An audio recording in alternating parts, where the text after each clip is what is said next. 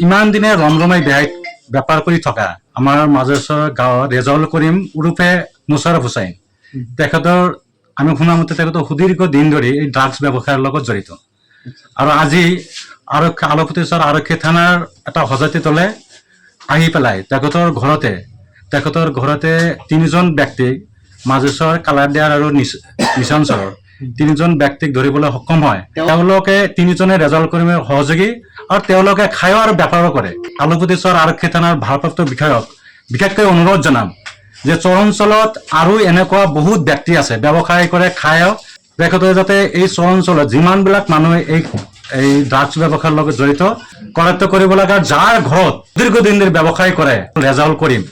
গতিকে তেখেতক যি ঠাইত থাকে তেখেতক কৰায়ত্ব কৰি তেওঁক উচিত শাস্তি দিবৰ কাৰণে আমি আমচুৰ তৰফৰ পৰা অনুৰোধ জনাইছো